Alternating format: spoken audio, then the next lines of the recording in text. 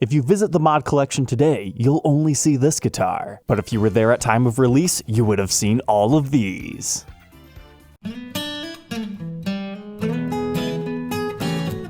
Welcome back, Troglodytes, to your daily dose of guitar information, the Trogly's Guitar Show. It's time for our weekly mod collection demo shop update. Let's go ahead and just get into it, because there were a lot of really cool ones this week. Starting with the lonely boy left over, the Firemist Green Metallic Gibson Explorer Custom. Generally, you only find these Explorer Customs in an ebony finish, so I love it whenever they give them a custom job. Other than that, it just seems to be a regular Explorer Custom in a cool finish. No fancy stingers or designs on the back of this one, but I am happy they did the full-on refin. But that's available at $5,600.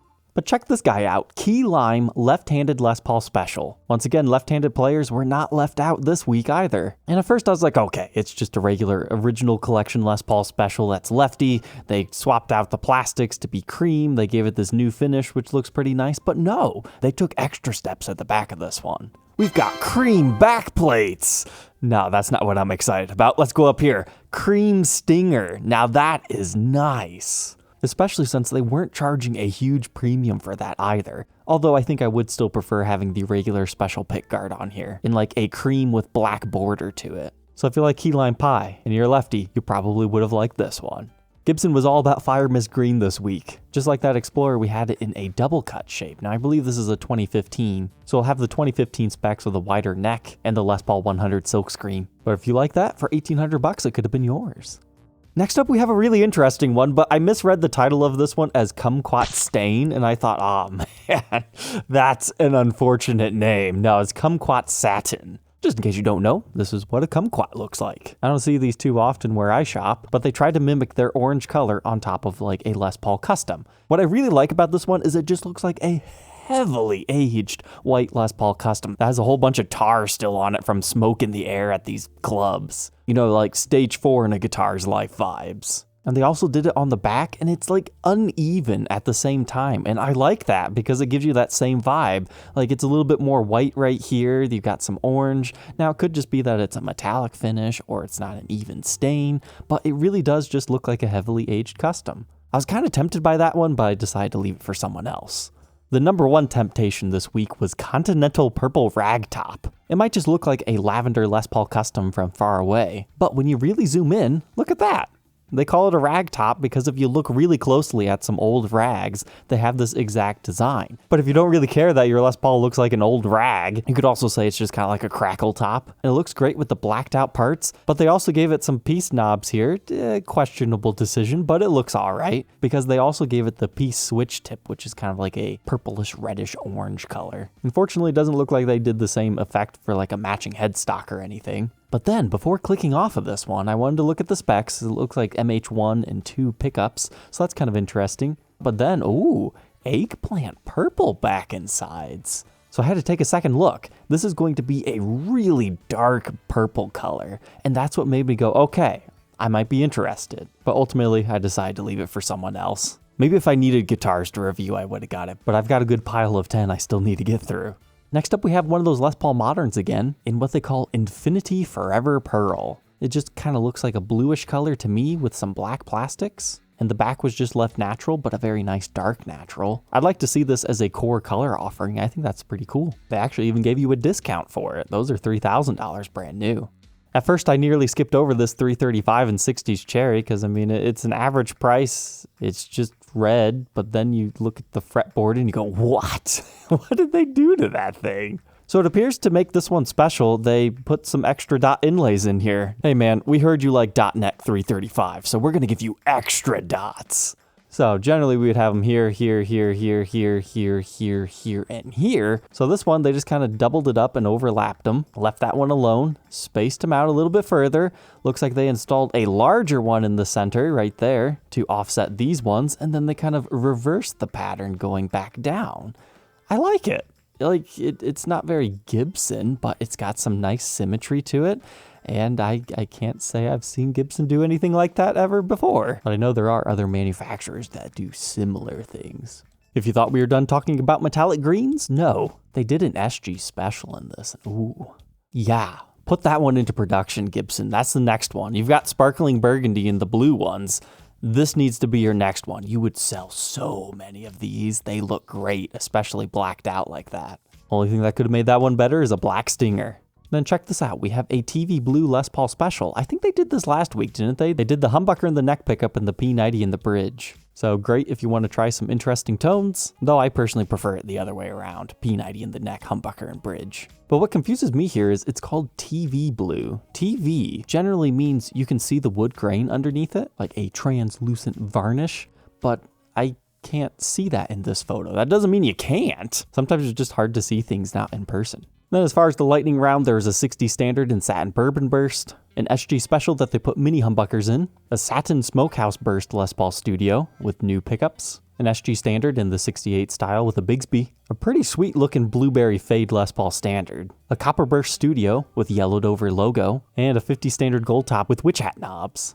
That's all for the mod collection. Let's move over to the demo shop, European style. These are Netherlands and France exclusive guitars. We missed them last week because I thought I was here too early, but no, I wasn't. They just didn't update. This week we only got 2 new guitars, which was this SG Standard, and nothing too crazily special here. It looks like they just swapped out the pickups. And then this Standard T in translucent black is actually pretty darn nice. It's got the crosshatched wood grain with flame patterns that I like. The black plastics with the gold hardware work pretty well for this. It's definitely one of the older Gibsons because you can tell by the large headstock right here. So we're talking like the mid to late 2010s era when they were doing them up like this. Not quite as big as a 70s headstock, but still pretty pointy. But man, that top is just looking like you would be extra active on this one. It's got some nicks and dings. However, considering the European market of guitars, $2,500 including everything, that's not the worst price in the world for that. But now let's fly back over to the Nashville, Tennessee demo shop. Starting off with our cool ones, we have a 60th anniversary 61 SG Les Paul Standard, except for I think they made a mistake. This is a Les Paul Custom SG. So, towards the end of the run of the anniversary ones, you know, the one that's for sale on my website here, hey, if you want it, I'll give you a good price, just email me. But these were only done in white, but towards the end of the run, there were some dealers that custom ordered exclusive finishes. This was one I saw. I always loved the look of Cherry SG Customs. Even though you see Cherry all the time on the standards, you'd never see them on the customs, especially the vintage ones. So that is nice that you could get one right here. I think they're, what, $6,500 normally? This one's at $5,400, which is a really good price for that. Like, I don't see that lasting too long. In fact, if I refresh the page, it would not surprise me if it's already gone. Nope, it's still there. You've got time. It's lasted an hour. Next up, we got another one of the modern double cut standards. I do have a review and demo of one of these if you're interested in checking it out. What I like about this sterling fade rust-esque finish is it's a bright red color on the back. It's kind of an acquired taste, but hey, it's kind of cool. And of course you get the Apex head carve there from 2017. Next up, check out the 61 Standard from the regular Gibson USA production. They put a new pick guard on it, and I've got to say, kind of like it because it hugs the bridge, so it was custom made just for this.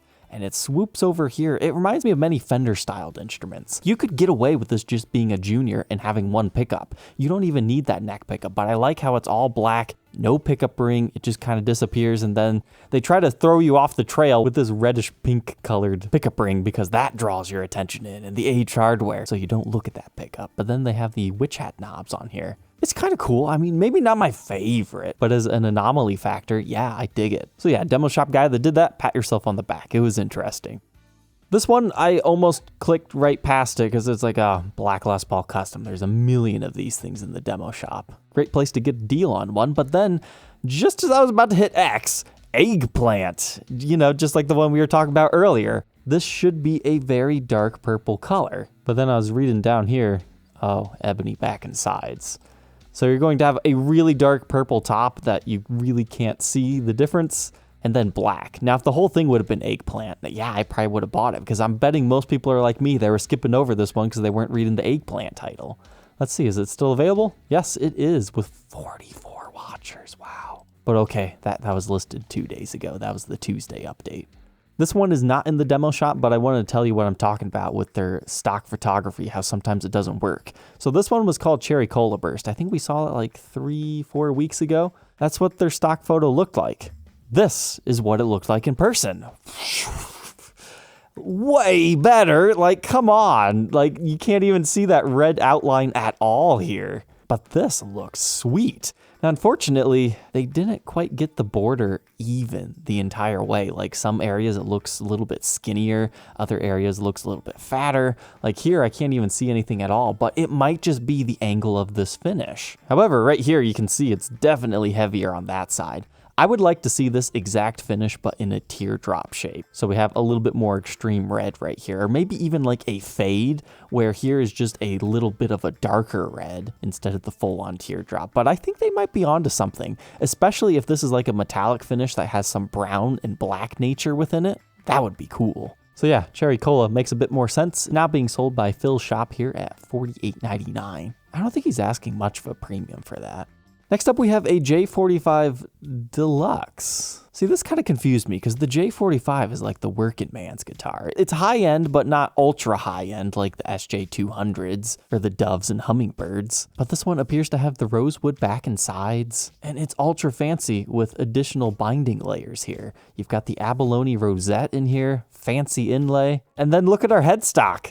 Deluxe truss rod cover, giant pineapple crown thing here. Pre-war Gibson style logo, which looks great. Single ply binding on the headstock. It looks a little bit strange and foreign. But then you swap over to the back, you get the custom shop decal, stamped mod, and this one was made in 2021 with gold hardware. But here's a nice close-up of your additional binding layers. So you get a white one, looks like maybe a black one with maybe some stain on it. Then like half a herringbone style of something going on here. Another black layer, then cream. I mean, they just had so much going on this one. So my confusion of this model is, who is this for? With J45s being a working guitar, then they kind of made it artsy-fartsy. I guess it's more of a collector's guitar at this point, but $28.99 for something that fancy. I don't know, I'd have to dig into the market on this one. I don't think I've ever seen that model before. Currently, I don't see any other ones for sale, and the price guide shows, yeah, what they're asking is pretty fair.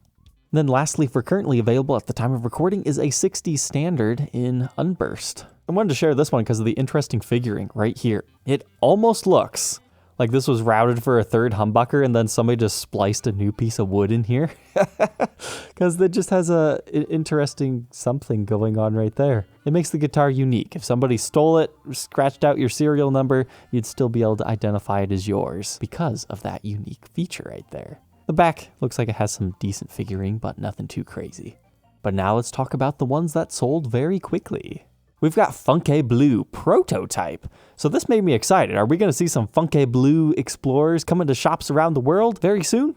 I don't think so. So we got a nice dark blue finish here. It's an Explorer, but with trapezoid inlays. You don't see that too often. I mean, you can find them in the custom shop, but usually the USA ones are your standard dots. So it kind of reminded me of the old Explorers, X-Explorer that were shrunken down Explorers. They had a very similar finish. But looking at the back here, looks like the serial number dates it to 2018, and it says prototype right here, made in USA. So that got me pretty excited. I would have definitely bought this had I'd seen it. But then I read down here, prototype exclusive custom paint. They ruined it. Like, they put so much work doing a total refinish on this thing. When it was already a prototype, it could have sold for double what it was if they would have just left it stock and original because, hey, it's some weird prototype that might not have actually been produced. I'm not sure. I'd have to do more research to see if this thing actually did get produced, but I don't think it did. There's definitely similar Explorers out there, but I think they should have just left it alone and just sold it as that. They probably could have got double that for it just because it's a prototype, but that was a great deal for someone. Next up, we don't see these too often, a 63 Kerry Green Firebird 5. Even though I really love Firebirds, and this one looks cool, I like the really unique Firebirds that have something non-traditional about them. Like maybe they could have put a stinger on this one to make it a little bit more unique. But this one had some finish checking right here, pretty much where the body joins into the neck. And then it had some stand rash. So I'm thinking maybe this was Mark Agnesi's, because I heard some rumors that he was cleaning out his Gibson office. No, he didn't lose his job. He's just putting new guitars in there, like changing up his scenery. So judging by that and some finish checking, I'd be curious if that was hanging in his office, because there were a few other guitars sold by the Gibson garage that were supposedly in there. Rumored anyways. But hey, look at this thing, Flying V Olive Drab. We saw one of these in this episode, where somebody ordered one of the Satin Tribute Flying Vs in Olive Drab Green from AMS and Zounds, that's their exclusive, and they got one of these things. So I thought this was going to be a new Gibson exclusive paint job on their website that they sell, but we never saw them. So I always thought that was like a one-off or a very small run of something, but here we go, we've got another one. Now this, I don't know what to call this, reverse stinger? I'm not sure. They've just got a triangle here and they blacked out the rest. Okay. Yeah, they did call that a reverse headstock stinger. I mean, it looks okay, but it's not my favorite. But it was still offered at a discount if it is a 70s one. Next up, they had one of these Firebird Studios. There's a lot of guys that swear by these things. They don't do much for me cosmetically with the non-reverse Firebird headstock, but they've got the reverse body, so I mean, they're just kind of weird freaks of nature, but as a playable instrument, maybe they're fantastic. I'm just pretty traditional when it comes to my Firebird shape, but very untraditional when it comes to finishes. But those things are known for being custom colors anyways. But here's something else I wanted to talk about on this one. Why is it green right here? I get it. When the yellow clear coat ages over blue, it turns green, but how did it just selectively age right here? Or is that just like some dirt or grease that's on it? The demo shop was just knocking out so many Firebirds and Flying Vs. We used to see a lot of these Japan exclusive Flying Vs get listed on the demo shop, like when the demo shop first opened. So it's kind of nice to see one of these things again. They must have found another palette that has these things on them. So it's the more rounded over 70s style headstock. I mean, it is not as beautiful as this thing over here, the real deal. But they do have a volute and they're a little bit closer. Oh, and this has to be the freakiest thing listed in a good long while. I'm sure most people skipped over this. I mean, it's just 59 Les Paul Standard reissue here in Factory Burst.